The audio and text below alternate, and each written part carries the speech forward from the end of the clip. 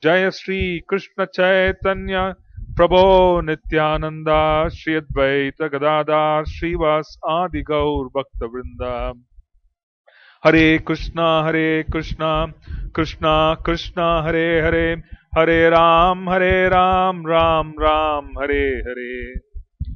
Nityananda Vadutendur, Vasudha Prana Vallabha, Janava Jivita Patihi, Krishna Prema Prada Prabhu, Padmavati Sutta Shriman, Sachinandana Purvajaha, Pavon Matta Jagatrata, Rakta Gaura Kalevaraha. Namo Namo Aniruddhaya, Rishikesha Indriyatmane, Namah Paramahamsaya, Purnaya Nibrutatmane, Swarga Pavargadvaraya, Nityam Suchi Sade Namah, Namah Hiranyaviryaya, Chaturhotraya Tantave. So we concluded chapter 3 in the previous session, and we were to begin chapter 4, but prior to that we have to have an understanding as to the sequence of the Bhagavad Gita again, so that we would be able to take full advantage of the topics of chapter 4. Now, we studied the first chapter and we understood that Krishna chose an extremely complex environment to share the message of the Bhagavad Gita. A very complex environment, a very demanding, complex environment, which required the participants to be 100% focused. So it was an environment where people were entering into the environment specifically for the purpose of protecting themselves from death and inflicting death upon others. In other words, it was an environment where death was in the forefront. Most people, 99.9% of living entities are afraid of death. The fear of death is primarily due to the fact that we are entering unknown territory. We simply do not know what the outcome would be beyond the transition. That is the fear. It is as good as making ourselves quite nervous when we are to take on something new. Right? Because we do not know what the outcome is, whether would it be pleasant, would it be unpleasant. Imagine the scenario where you have to leave this body and you'll have to enter into another body, and you simply are entering into uncharted territory. This makes most people nervous. And most people are afraid of death purely because they simply do not know how to manage it. They are also afraid of death because they simply do not have company to engage in that activity. That's something that you do alone. If you come into this world, you leave this world, and you simply have to act on it on your own. So people are not very comfortable doing things on their own. They always constantly seek association for most part.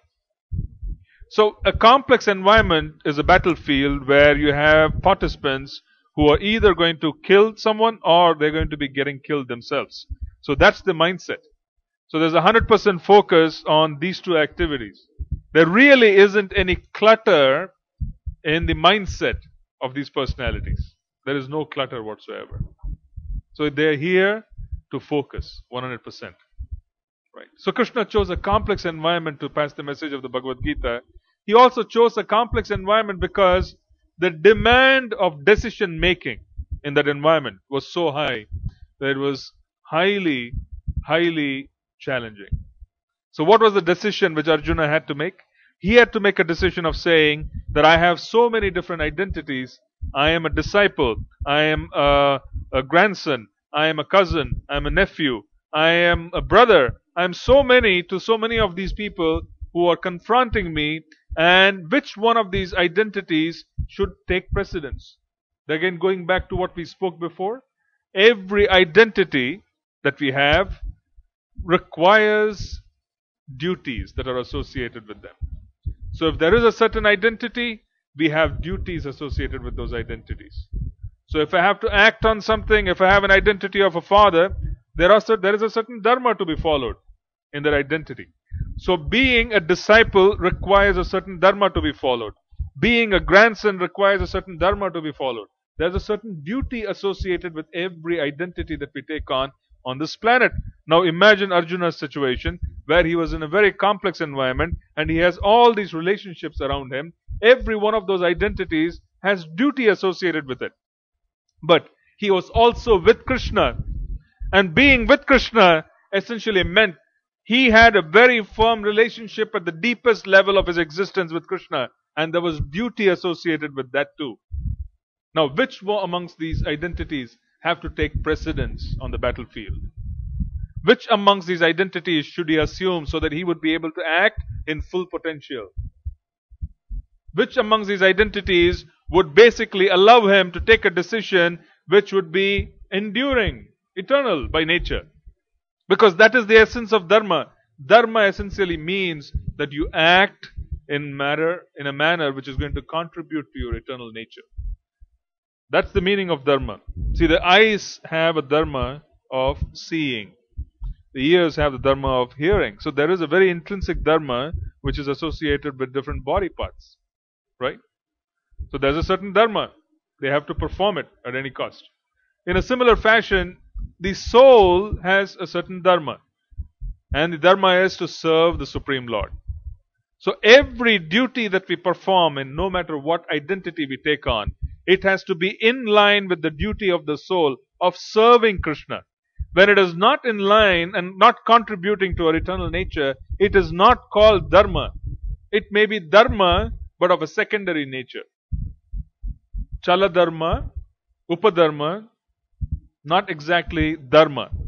So now Krishna is fundamentally, in the first chapter, Arjuna is facing the complexity, and that complexity is actually putting him under great mental suffering. So in the first chapter, you're seeing a lot of mental suffering. And what do we call that? We call that purification. Right. Purification, where the clutter that we have in our mind is being removed and we are allowed to focus. So in the first chapter, Arjuna is facing great complexity because he has to choose one amongst these many relationships. He has to choose one amongst these many identities and he has to act upon them. And he is undergoing great suffering. That is the first chapter. So in the second chapter, Krishna starts parsing. He starts dividing his existence into the several identities that he has.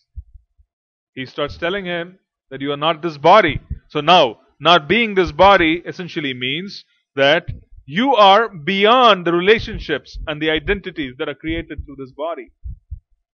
So Krishna starts dividing. You are not this mind. You are not intelligence. You are not this body. There are many relationships that you have which are purely based on this body. You are not this body. This is a reality. Accept it. This is a temporary reality. It's reality. I can see you, you can see me. This is a physical body, but it is temporary because it is going to perish. But then there is the eternal reality. So in the face of eternal reality, this reality is going to go. And that message is being conveyed by Krishna to Arjuna in the second chapter, saying, you are not this body. And this body is perishable, Arjun. So relationships and identities and dharma associated with those identities, which actually force us to take decisions, these are secondary. Understand your existence and understand your perspectives. Better have an understanding of who we are before we act.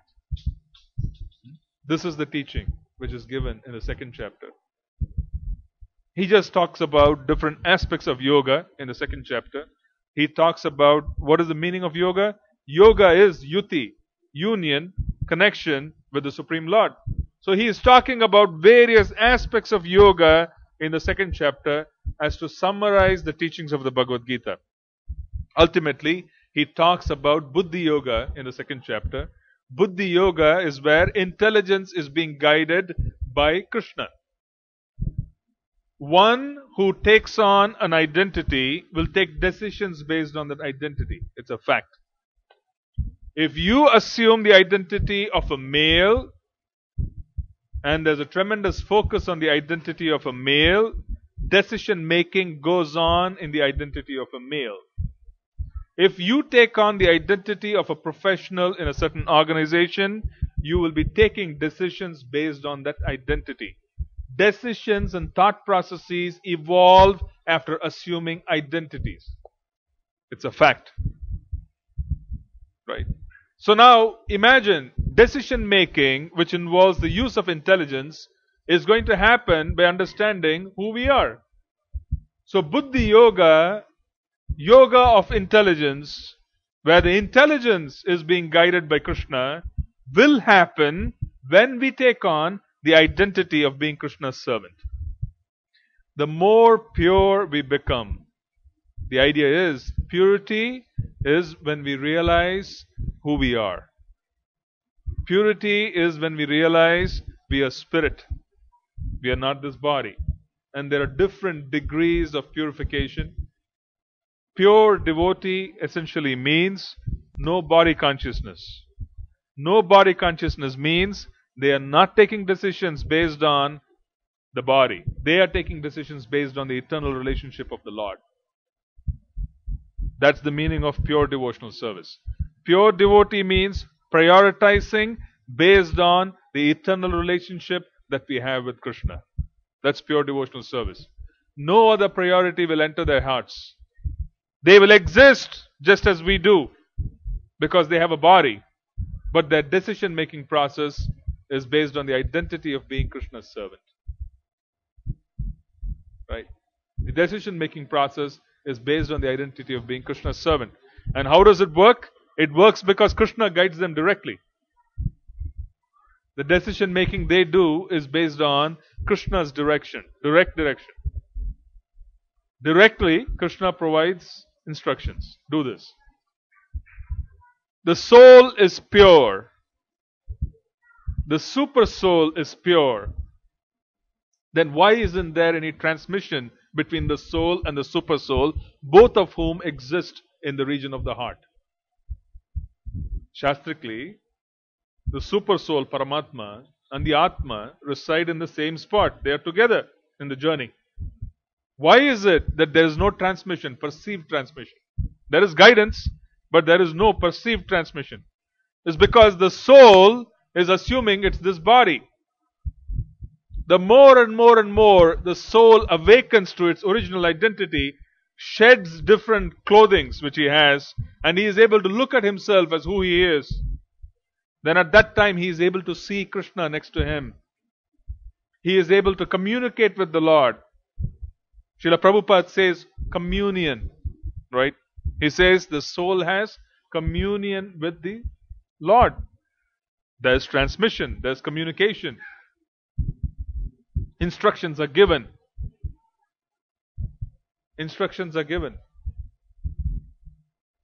So this is the second chapter. Buddhi Yoga is the culmination of the second chapter. And this is extremely important. What is it which allows a soul to receive instructions from the Lord? Surrender, but then what is it which allows him? He is taking on the identity of being Krishna's servant 100%. Krishna's servant and servitude to Krishna, Krishna being in the center, is 100%. So since you have such an interest of keeping Krishna right in the center, Krishna takes an interest in us and starts communicating his desires. I want this, I want that, do this, do that. There's communion.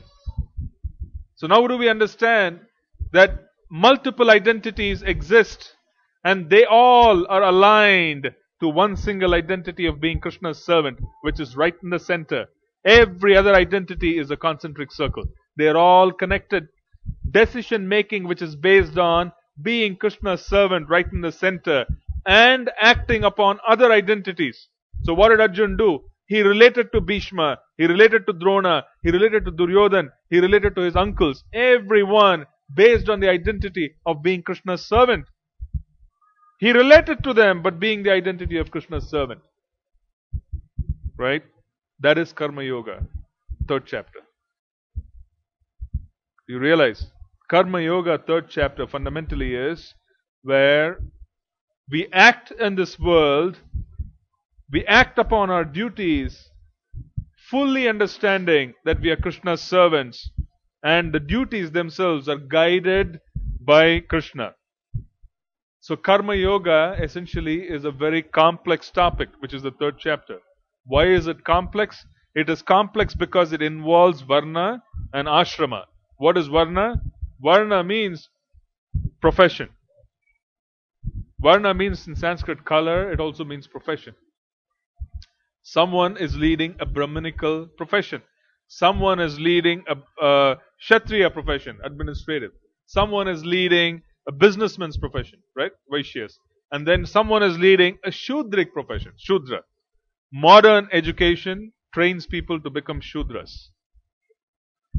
Modern education perfectly trains everyone to become a Shudra. A Shudra means a servant of another. So what do we all do for a living? We may be working in corporations. We receive a salary, right? We have someone who is superior to us. We are employed. We are Shudras. Kalo Shudra Sambhavaha. Whether you are born a Brahmin, you have Brahminical tendencies. Whether you are Kshatriya, whether you are a businessman, whether you are Shudra, everybody is a Shudra because you are spreading your hand and saying thank you. Right? This is Shudra. So modern education prepares us to become Shudras. That's the training. Read well and become a Shudra. You may have Brahminical tendencies, but become a Shudra. You're condemned. Finished. Now there are small Shudras, there are big Shudras, but everybody is a Shudra. Finished. Right? You may be well qualified, so big Shudra. You may be not very well qualified, you could be lifting sacks on the road, small Shudra, but that's it. The fact is, this modern education system has been trained and designed that way. Right? It has been designed in such a manner. So, Varna essentially is profession. Varna, Krishna says very clearly, Guna Karma Vibhagashaha. Guna is the quality which is within. Karma is the action that you do based on the quality that is within.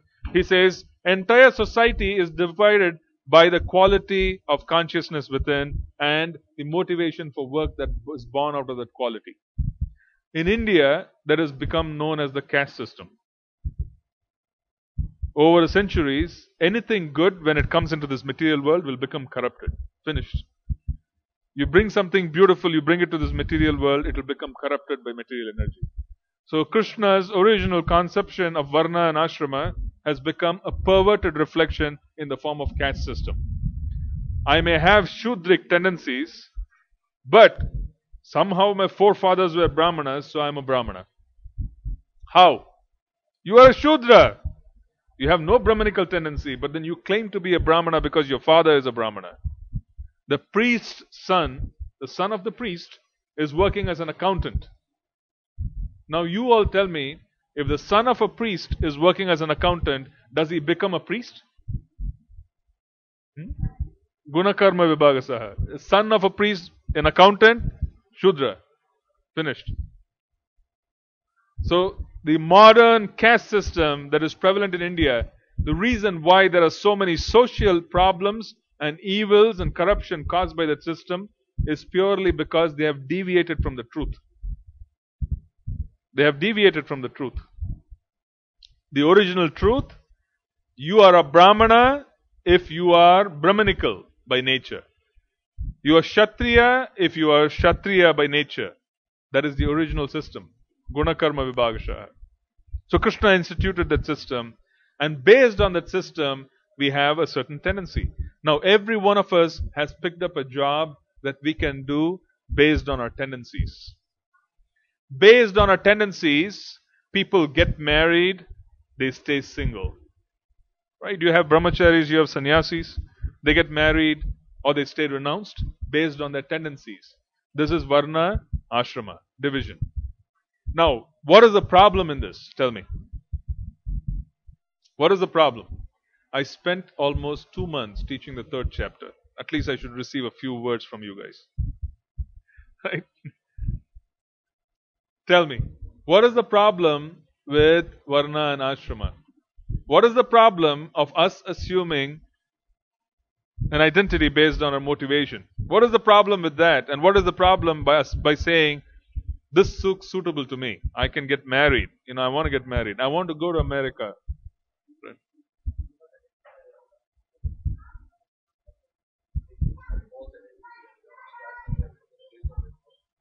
Good. So we are assuming and based on our propensities. Now, Krishna never said get married. Krishna never said you have to come to America to make a living. Krishna never said choose this profession which is making you work 24/7. He never said any of this. Okay? He never gave us the guidance that you do this, you do that. We have done all of that. We have made arrangements based on social circumstances, peer pressure, familial pressure, so on and so forth, false pride, name it. We have made all those arrangements. After making all arrangements and prioritizing based on identities that we hold dear, we are now coming in touch with Srila Prabhupada's movement, and Srila Prabhupada is telling us, my friends, you have made all arrangements which are so wonderful, but all these arrangements are not so wonderful if you don't have Krishna in the center. Now, in the complex environment that we have created through all our identities of being a man, being a husband, being a father, being a professional, being a wife, so on and so forth, so many identities, we have created such a complex environment, we have set up such a system, we have to find a space for Krishna.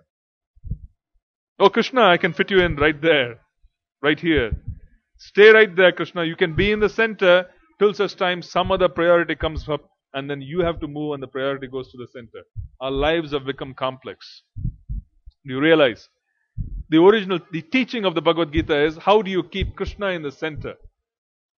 And then act upon every other relationship based on the motivation of keeping Krishna in the center. Now what we have done is that we have led life and we have taken decisions based on other motivations, and now we are trying to fit Krishna in the center. Do you realize that? And what is happening here? Every once in 2 years, 3 years, now the economic cycles are even shorter. Those days it used to be 7 years average, one economic cycle. So you have, trough, peak, trough, 7 years. Now it's much, much shorter. So even before you know what's happening, 2.5 years, once in 2.5 years, it's recession again. Right? So once one of these things start happening, immediately, Krishna, please move from the center. I have a wife, I have children, I have a job, I have to maintain it, which means I have to put in extra hours. I do not want to leave my desk unless they take it away. People used to bring their desk home while the recession was on the last time. I remember hearing cases where they didn't want to stop working, afraid if they ever stop working, someone will take their place. So now you have an identity crisis. Do you understand? Because we have created such a complex life for ourselves, and then we are trying to fit in something which is supposed to be original and natural, which is the prime responsibility and priority for us. What happens here? The third chapter is critical because the third chapter is all about karma yoga, where we have set priorities, and we have set priorities without keeping Krishna in the center. That's the problem. Third chapter is actually highlighting the fact you have set priorities in your life without keeping Krishna in the center, and these priorities will create complexities which will force you to reconsider your position, which happens to us all the time. Something or the other comes up in life where we keep this relationship with Krishna to the side. How many of you feel that happens? Thank you. At least I'm seeing some honesty. If we are all here in this material world, it means that we have effectively kept Krishna to the side. This is proof. This is proof that we are sitting here in Piscataway. It's proof that we have kept Krishna to the side somehow or the other, either in the previous lifetime, or so we have taken decisions in this lifetime, and somehow or the other we are still in these material bodies and material consciousness. So we take decisions because our priorities change, and then there's complexity. The whole third chapter, if you do not master the third chapter of the Bhagavad Gita, there would be no question of moving further. That is the prime problem. The problem that I've highlighted several times is that we have created a complex situation and we are taking decisions, and those decisions necessarily are not conducive to our Krishna consciousness, because we have already created such complications. So constantly our striving has to be, how can I keep Krishna in the center How can I prioritize my life based on keeping Krishna in the center, and everything else will fall in place accordingly? How can I keep Krishna in the center? Everything else will fall in place accordingly. How do I take a decision by keeping Krishna in the center? What does it mean, keeping Krishna in the center? What is a relationship with Krishna? Servant. Nityadas. Nityadas. Eternal servant of Krishna. How do I take a decision based on what is conducive for the relationship? That's the third chapter. How do I take a decision? Tell me. How do I take a decision based on what is conducive for the relationship that I have with the Lord? How can I keep Him in the center while I prioritize my job? How can I keep Him in the center while I prioritize every other aspect of my existence? How can I constantly keep Him in the center?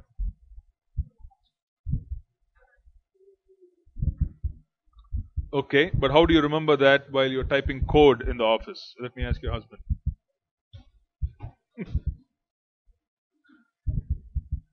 Huh? I'm sorry, I heard a voice. You are elevated. Tell me. Yeah. Simple, very simple. How do I serve? How do I do? I involve Him. When I am at work, it does not mean that I constantly chant while I am doing something which I'm supposed to do. That's not something which is going to work, right? You cannot drive and chant. You cannot have your hand in a bead bag and also chant. I'm sorry, drive. Right? You can do one or the other. You cannot do both. Right? Similarly, you cannot sit at work and read the Srimad Bhagavatam and expect that there is going to be something wonderful that's going to come out of you being able to work there. It is the most auspicious activity, but you're not performing what you're supposed to do. There is a certain dharma associated with every activity that you take. If you have been employed as a professional, understanding that you are a professional for Krishna and acting professionally is far better than deviating. That is the mind which makes us do that. You go to work and the mind makes you engage in activity which is subpar, right? You come back home and it makes you think about work. The moment we pick up the bead bag, we're thinking about work. The moment we are at work, we want to do devotional service. This is the mind. The mind is constantly engaging in sankalpa, vikalpa. Preaching is where preaching does not stop with reading the Bhagavad Gita or understanding it. Preaching starts with acting. When people observe that someone has acting with great integrity and they are working very hard, then you are sending a message that you are attached to a philosophy which is far deeper. Be a professional for Krishna. Excel. Excel in what you're doing and understand that the motivation comes from the fact that you can serve Him. So this question has to be asked at any given time. Any given time, question has to be asked. How can I serve better? How can I serve better? Do not mistake this statement of mine. Do not take it lightly. If you go to work and you ask this question, how can I serve better? Krishna, who is within you, what did I say about Buddhi Yoga in the second chapter? He will start guiding you on how you can serve better at work. Do not take this lightly. Krishna is within the heart. It's a matter of faith. The moment you start asking, how can I serve you better, dear Lord? By your mercy, I am here. You may not be there because of His mercy. You are there because of your karma. But the moment you ask that question, how can I serve you under these circumstances? You are transforming material into spiritual. You are buying an apple from the supermarket. An apple is what? It's just matter. It's just material. An apple is just matter. You are bringing that apple and you're offering it to Krishna. What does it become? It becomes transcendental. It becomes spirit. Why? Krishna is getting involved. So now similarly, involve Krishna and involve Krishna consciousness at the workplace. Take decisions based on the identity of being Krishna's servant. How? You ask very clearly that you, dear Lord, guide me so that I can be a better servant. intelligence will come forth in the heart, which will make us better servants. You will have realizations. See, Krishna consciousness is just not about the two hours that you spend in the morning chanting.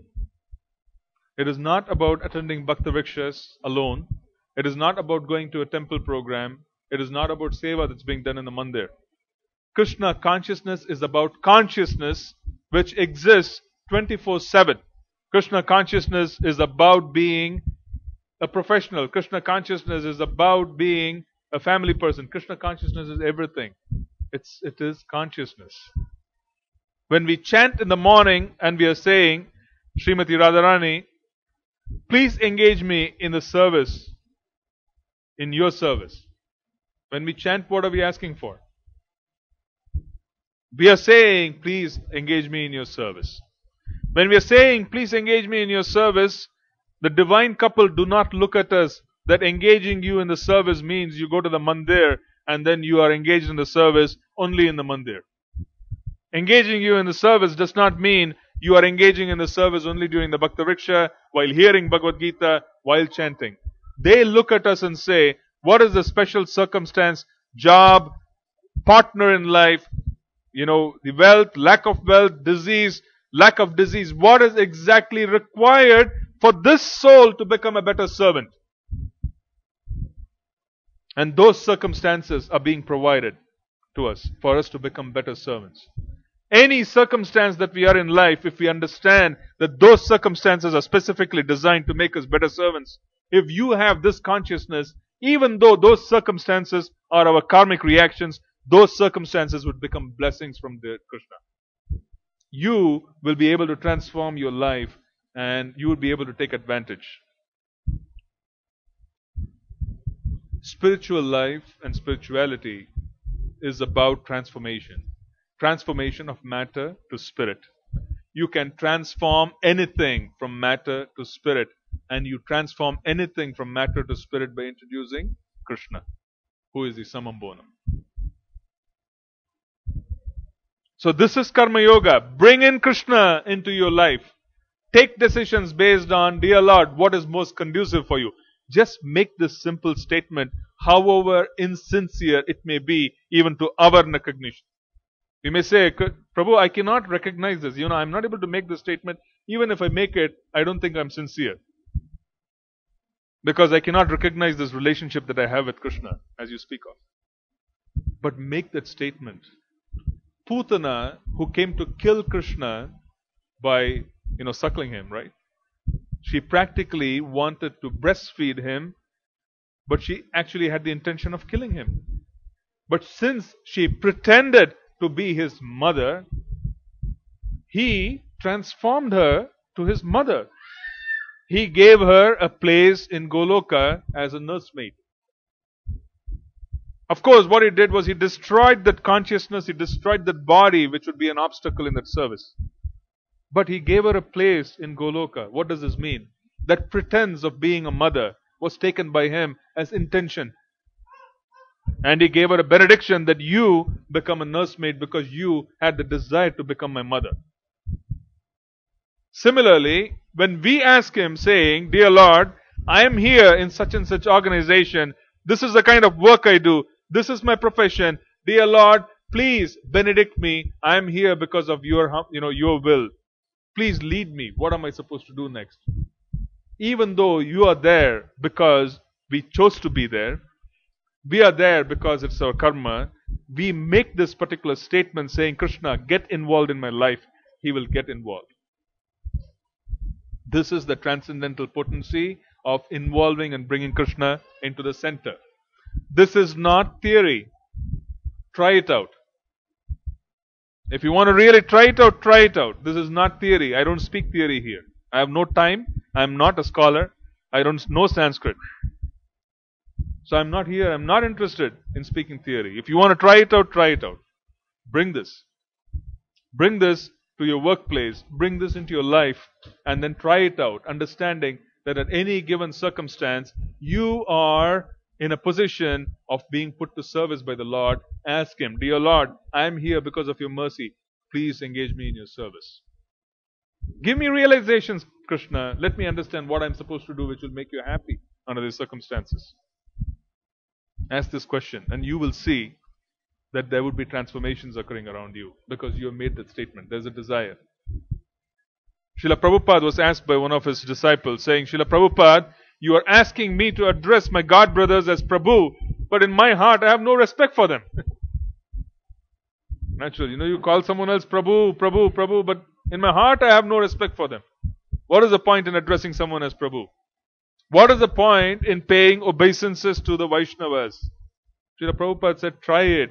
In the beginning you may not have interest, but you will become that. You will become that. Because by trying, you're showing intention. By showing intention, you will make things change. Understand that while we're chanting the holy names, the most potent holy names are non-different from Sri Sri Radha and Krishna. They are Kalpavriksha.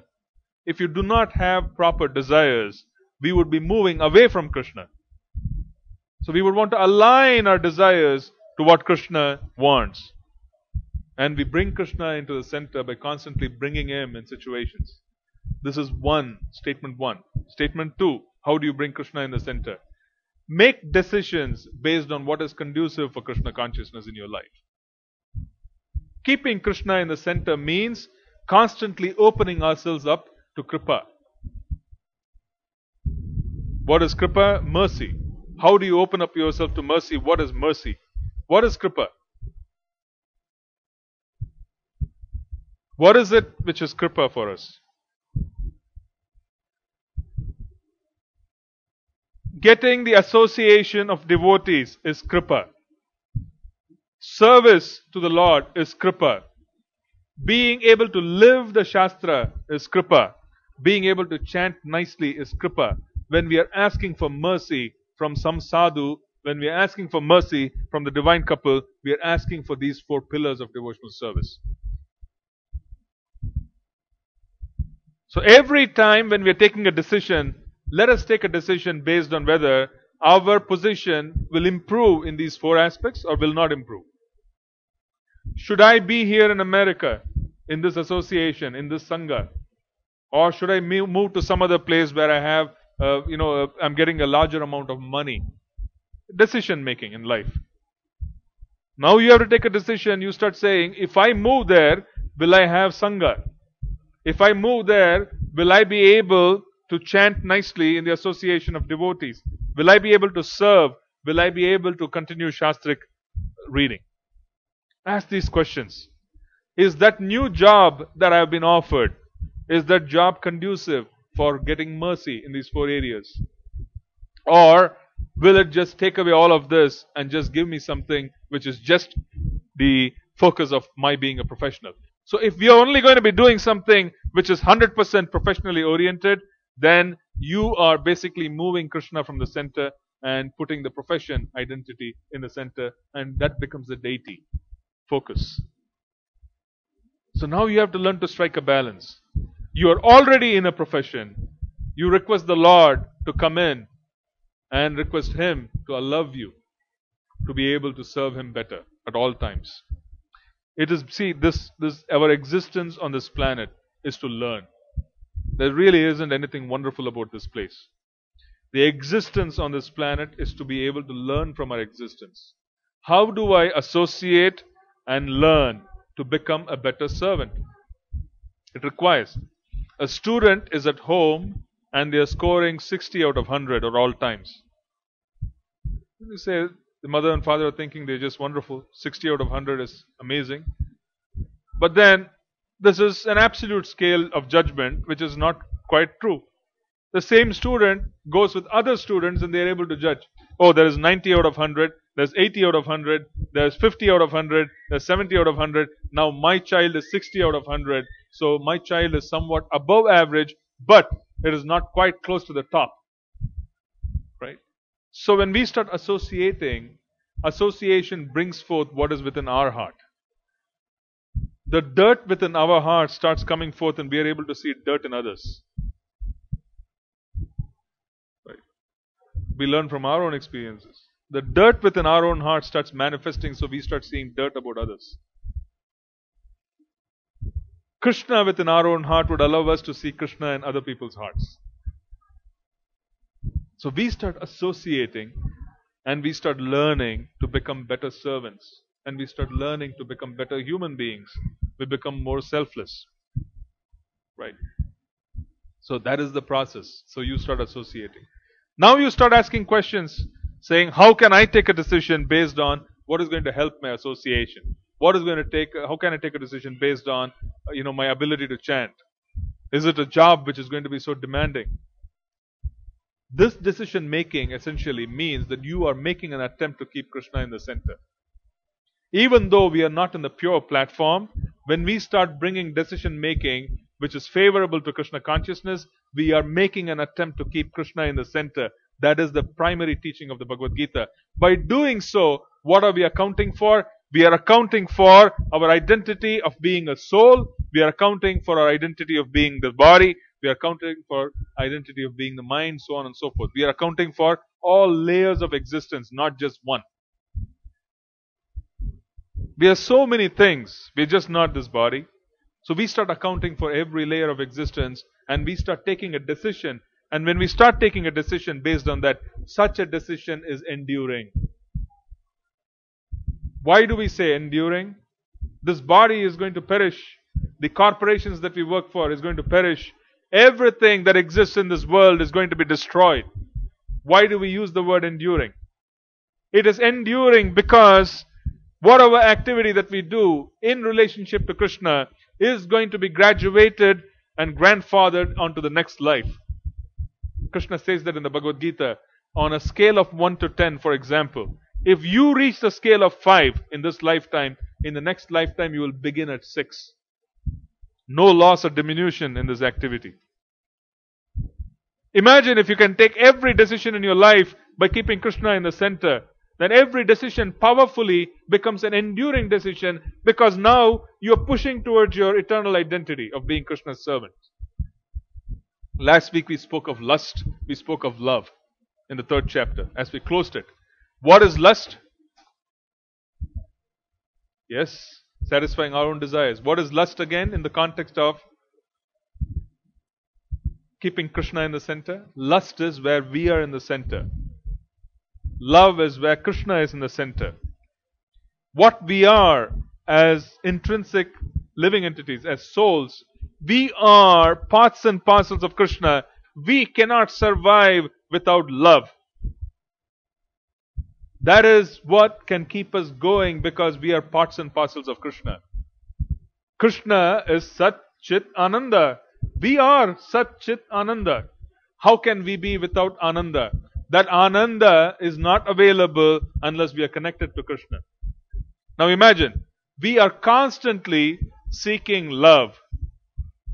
We are seeking love. Do not ever underestimate this activity. We are constantly in this world seeking love. Right?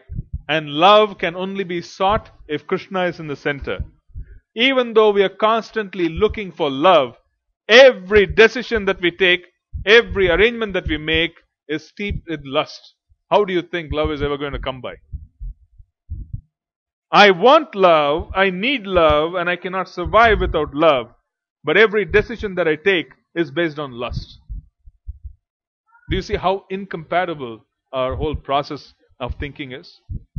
It is incompatible to our original existence where we are seeking love, but we are acting in lust, which is quite the opposite. So when we start placing Krishna in the center, we are acting out of love. And when we start taking decisions by keeping Krishna in the center, our decisions are reinforcing our need for love. They are not lusty. Do you see the distinction and the connection between different topics now? How it's coming around in the first 3 chapters. So it is all about keeping Him in the center. It is all about decision making. It is all about being who we are, wherever we are, but involving Him. Arjuna on the battlefield was not doing puja to Krishna. What was he doing? He was fighting. He was an expert warrior. He was picking up his arrows and he was directing Krishna, Krishna, Keshava, take the chariot to this direction. Please take the chariot to that direction, O Keshava. I want to be able to see my enemy properly. Let me be able to kill him with this arrow. Let me be able to use this weapon. No time. He was doing bhajan. He was doing kirtan after Shravanam, right? After Shravanam, Kirtanam comes. Bhagavad Gita was spoken. Arjuna heard Shravanam. And then he started doing kirtan. And what was the kirtan? Fighting. Dhanurdhar. Great archer. Greatest archers ever. He was fighting. So similarly, it is not that we would have to start doing bhajan even at our workplace. If we keep Krishna in the center, our work is also going to become bhajan. It is going to become kirtan. Because it will be reinforcing the identity of keeping Krishna in the center. You realize that? It will be reinforcing the identity of keeping Krishna in the center of a work. Does this make sense?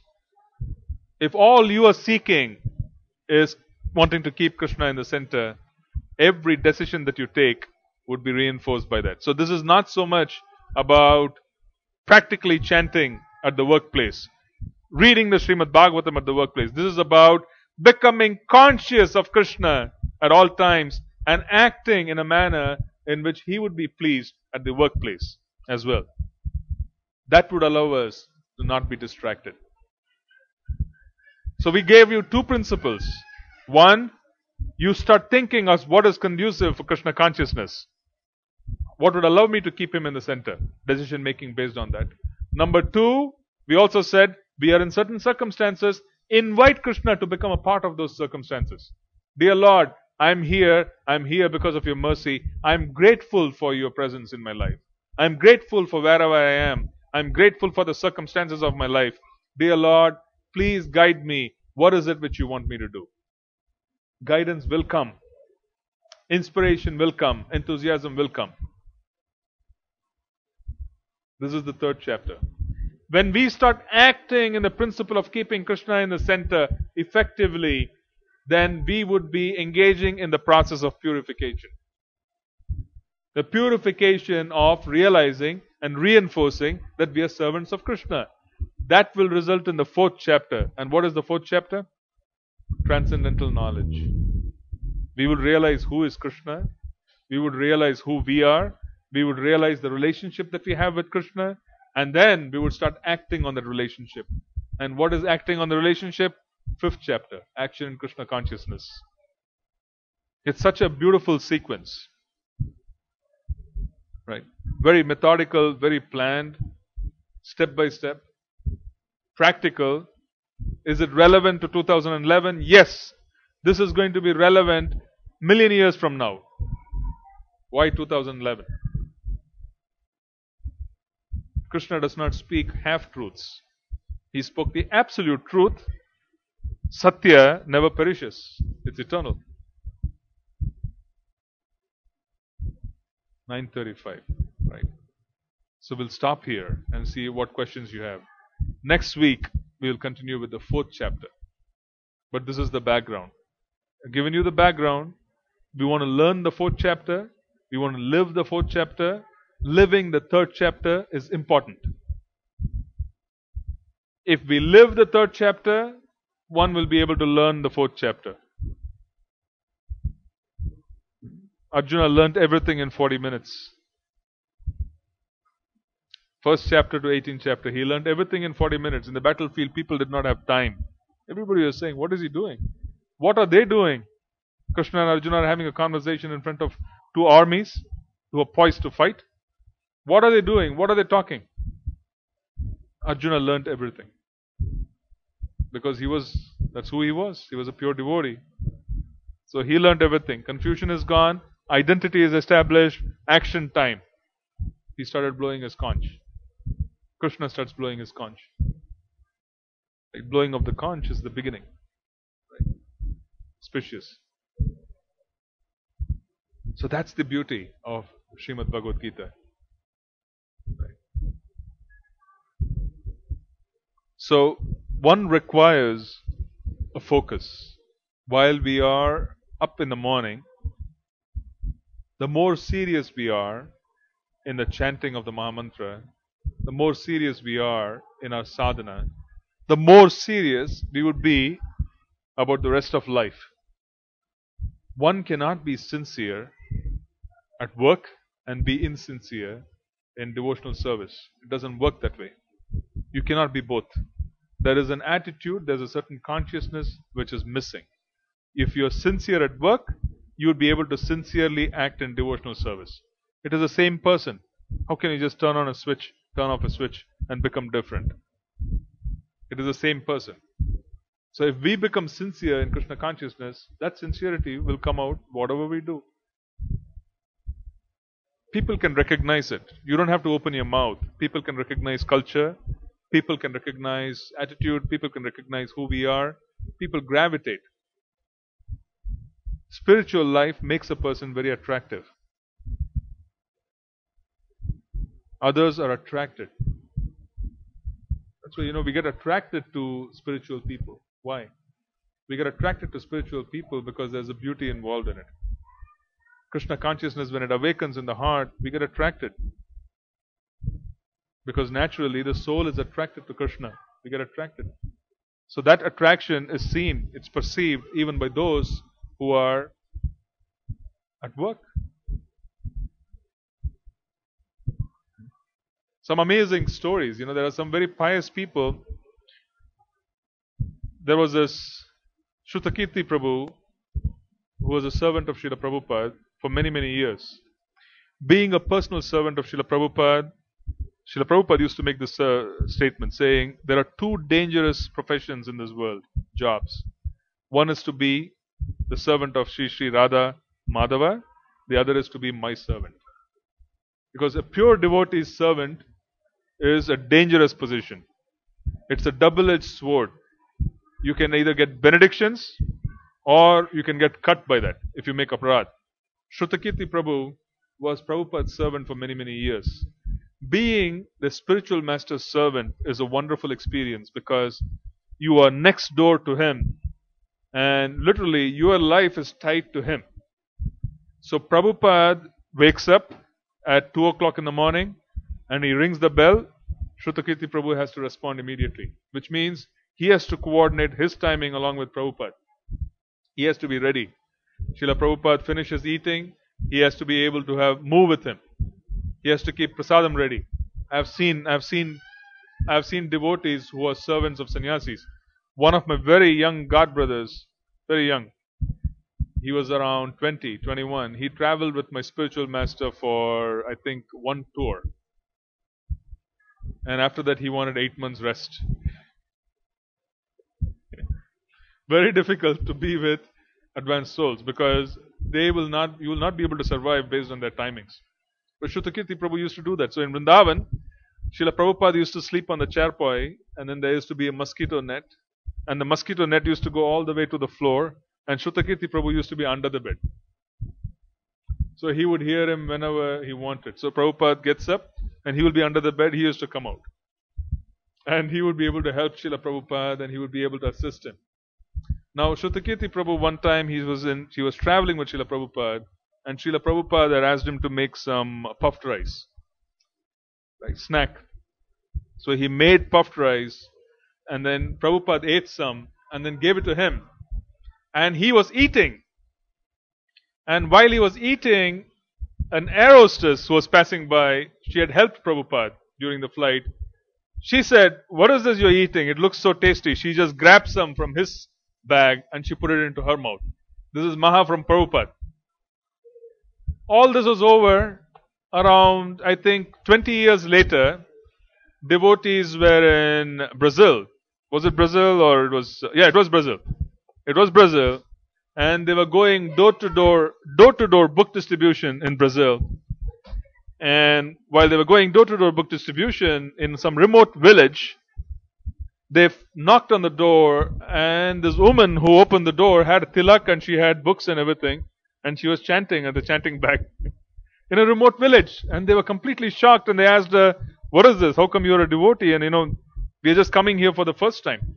Then she gave this story saying that I saw Srila Prabhupada in the flight, I served him and then I took some of those puffed rice and later I got interested in reading his books. So I ordered a book And from there, I took all the instructions, I started ordering, and here I am practicing Krishna consciousness. Can you imagine this? In the sense that there I am practicing Krishna consciousness. It is just in coming in touch and being able to serve a pure devotee. Eating Mahaprasad is serving. When you're accepting the remnants of a pure devotee, you're serving. Because now what happens is his consciousness is getting into our heart and it destroys the material consciousness. Yeah, she served milk. She served milk to Srila Prabhupada, hot milk. She made some special arrangements. So someone who is pious, they get attracted to spiritual people because they already have the sukriti to be able to serve. They get very attracted.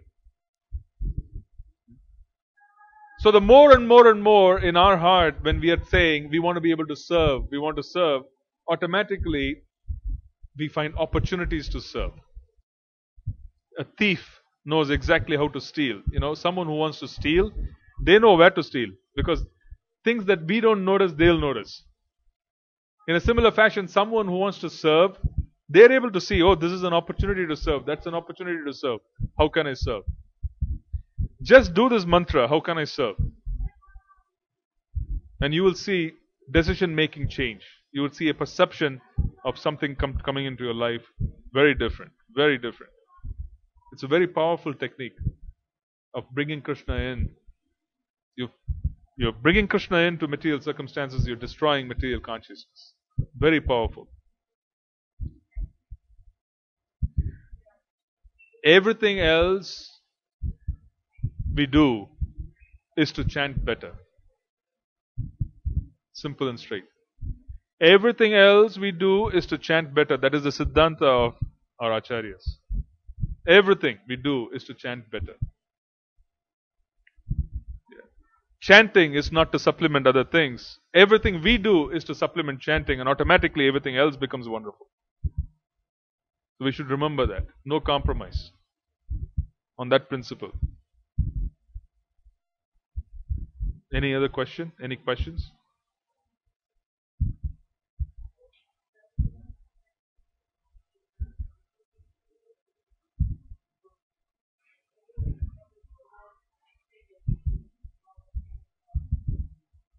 How to focus, day-to-day life, how to focus. Exactly. As I said, seriousness or bhajan, right? Seriousness in being able to practice devotional service. Seriousness in sadhana. We are sadhakas. Sadhana bhakti does not start at 4 o'clock in the morning. Sadhana bhakti is 24/7. Sadhana bhakti essentially means that what I do during the day affects my morning. What I do during the morning affects my day. So how do I plan my day so that the morning would be wonderful? How do I chant so nicely that I can remain engaged in the Lord's service during the day? This is strategy. This has to be thought about very seriously. What time do I go to bed? What do I eat? What do I not eat? Right? What kind of activity should I engage in? How should I spend time? All this becomes extremely crucial if we are serious sadhakas. Right? Serious sadhaka means you're focused on sadhana 24/7. And every activity that you do, you will focus on sadhana. Is it conducive? Not conducive. That's the principle of Krishna consciousness. That's the principle of the third chapter. Should I spend time in this manner? Should I spend time doing this? Should I eat this at 7 o'clock in the evening? Will it affect my ability to get up in the morning? That strategy, that thought has to come. What is it which I can do to increase my sleep? Increase the effectiveness of my sleep, even though I sleep for a few hours. Right? You know that executives who work in large corporations in America, they are constantly strategizing on how to sleep less and achieve more. How can I sleep for 5 hours and make it last 8 hours, effect-wise, right? And you have, if you run a search, powerful sleep package, you run a search in the web in Google, you will pull up a whole bunch of literature on powerful sleep packages. And you know, they were charging those days, but now you can download for free. You can get a PDF, and it teaches you things that you need to do so that you can sleep early. Things that you need to do, and how what do you need to do during the day? It tells you very clearly, get some sunlight. because sunlight is energy. That energy would help you sleep better in the night. You sleep early and you get up earlier. Sannyasis sleep at 8:30. They get up at 2:30. 8:30 if you sleep to 2:30, how many hours is it? 6 hours. But that is a lot more than 6 hours, because between 10 o'clock, until up to 10 o'clock, between 10 and 12, right? It is said that every hour is like 3 hours, between 10 and 12. And after 12 o'clock, every hour is less than an hour. The effect of sleeping after 12 o'clock, it just goes down. So the earlier we sleep, we grab a lot more rest, because the body is designed that way. Right? You're asking about throw some light. This light has spoiled everything. Those days, the oil lamps used to just tone it down by 7 o'clock in the evening. No TV. All the programs are over. They used to go to bed. Finished. But these days, you have these, Edison enlightened us with light, and enlightening is becoming a challenge, because now you have people awakened. I was traveling in Chennai once, in Madras. Just as soon as you come out of the airport, you have those lights. Those lights, they simulate sunlight. So the birds are chirping throughout the night, because they cannot recognize when the sun has gone down and when the sun is going to come up. It's a horrific condition. The birds in the trees around the airport, you can constantly hear them at 1 o'clock in the morning, 12 in the morning, because they cannot go to bed, because they are exposed to unnatural light at all times. In a similar fashion, we are also exposed to all kinds of energies these days, which make it quite unhealthy. That's the reason why our body patterns are constantly changing. It becomes very difficult for us to rest. Can you imagine? It's a multi-billion-dollar industry in the pharmaceutical industry for just making someone go to bed. Sleep problems are a multi-billion-dollar industry.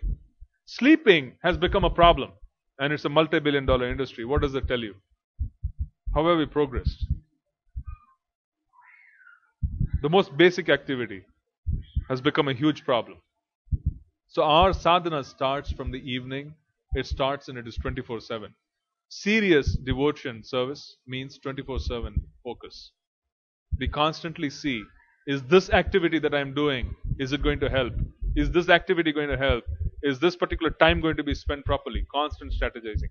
The more and more and more we recognize the importance of time that's been given to Krishna, that is a sign of advancement.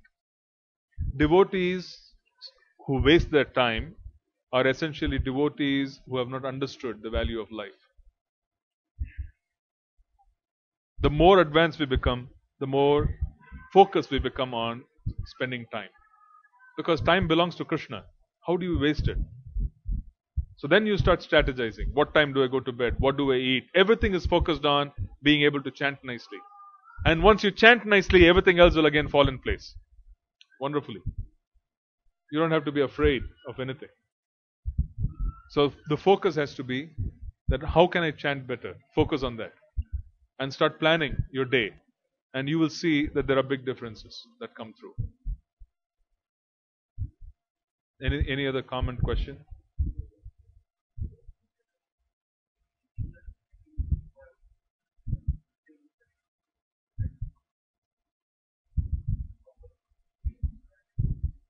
How will they prioritize? What do you mean physically stretched in the sense?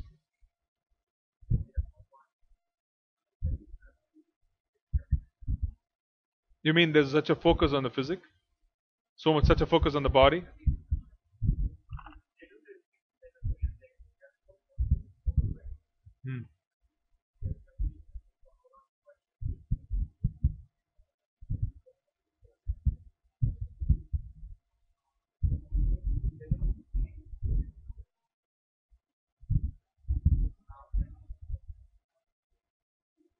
Well, even Arjun, while he was practicing his archery, right? He was acting in the mood of becoming Krishna's servant. He was practicing archery. But at that time, he was not focused on doing chanting of holy names. He was focusing on archery. So if you're going to be doing, for instance, I saw you a couple of days back in Penn Station. You were walking with your laptop, right? Your laptop was open and you were walking, and I was just wondering, it's amazing. There was a big crowd, so I couldn't reach out to you. And I was just thinking that here's someone, he is walking. There's a big crowd at 8 o'clock in the morning. I didn't mean to put you on the spot. Okay, and I just saw you. Literally like that. Right? So what I'm saying is that someone who is completely focused, we have the power to be absorbed in the activities that we do. Right? We have the power to be absorbed in the activities that we do. I just told you, it does not mean that while you are at work, you need to be chanting. It means that while we are at work, we have the understanding that we have been put there by Krishna, and with that consciousness, we endure with work. Okay? So in a similar fashion, someone who is in the military understands that, okay, I am here, I am supposed to act, dear Lord. Please guide me. Let me be able to act to my best of my capacity. So he might be going and he might be sleep deprived and so on and so forth, but he would be acting based on the principle. But then remember this, Krishna did not ask such a person to join the military. He did not, right? He put himself in such a complication. So now if someone is going to be in such a situation, he has to do the dharma that's associated with that particular profession and yet be able to fit in Krishna consciousness. There is dharma associated with everything that we take. So for instance, the reason why I brought you up or whatever is, if you're going to be working for an organization which is very demanding, because you have chosen to work for it, because you have chosen to make money in one way or the other, then you have to do what it takes. Because you have chosen those circumstances. There's no choice. So in those circumstances, after choosing them, if we are trying to fit in Krishna, we start inviting him into our life. We start asking, dear Lord, how is it that I can serve you here? Because of whatever decision making that I have done in the past, when I have desired to put myself in the center, I have put myself in a situation where here I am. How can I bring you into my life fully now? What can I do? These questions are asked, and then intelligence is being given by the Lord. We start realizing how it is. Circumstances would come in our life where we will be able to serve Him. So Krishna consciousness is not about giving up our profession. Krishna consciousness is not about being in a cave. Krishna consciousness is about active, dynamic life by keeping Krishna in the center. That's the teaching of Krishna consciousness. There is no confusion, but then you have to practice for us to be able to understand the teachings. It will remain theoretical until such time we practice it. When we start practicing, then we would have experiences. Those experiences will reinforce faith. And we will be able to go further.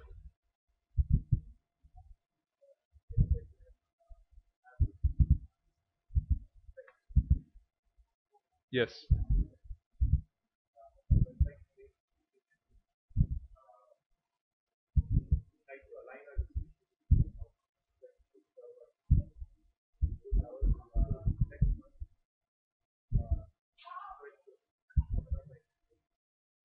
Yes, we are. We are quite liable until we are pure. We are liable to make mistakes because we are conditioned to make mistakes. But we are on the path of purification. So even those mistakes and the suffering that endures because of those mistakes would assist us in becoming better servants of Krishna. So we are on the path. Anything else? Yes.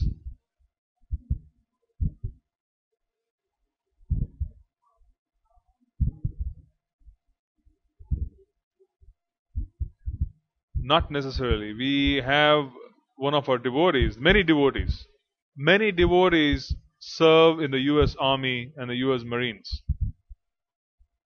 Okay, and they're deployed. They go to Afghanistan, they go to Iraq, they have vegetarian meals. Okay, there are a lot of devotees from here who send them, packets of,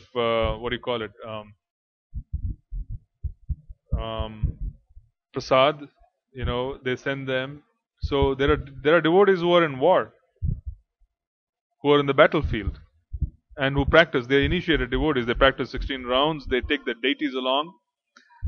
Partha Sarathi Prabhu, who was a sergeant, first sergeant with the US Army in Iraq. He was deployed to Iraq, and the position of a sergeant, he basically is someone who is leading a whole big group. So when they do the morning drill, they sing along, and the entire group sings along. He used to make them sing the Mahamantra sometimes, and all the soldiers used to repeat. He is a sergeant. He is just singing whatever he says. They have to repeat. He used to do that. And then in Iraq, he had a Rath Yatra. for Jagannath. Do you believe that? So why are we so concerned about soldiers not being able to practice? He had a Rath Yatra in Iraq where he made prasadam, he distributed prasadam, he had Jagannath on the tank or whatever, I don't know what he did. He had this. I remember, him saying that. Parthasarathi. He was with the US Army. And every time he used to find a soldier dying or anyone dying, he used to chant the Mahamantra in their ears on the battlefield. So, there are devotees on the battlefield. There are devotees who have practiced Krishna consciousness under all kinds of circumstances. So, one should not really think that it cannot be done. It can be done. It's not fun, but can be done. In the sense that it's not fun, in the sense I meant it is quite strenuous, because it is a circumstance which is quite challenging, but it surely devotees have done that.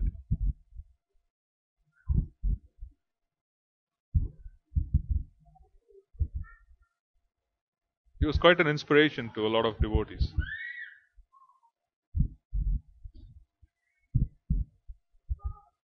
Anyone else? Srila Prabhupada ki.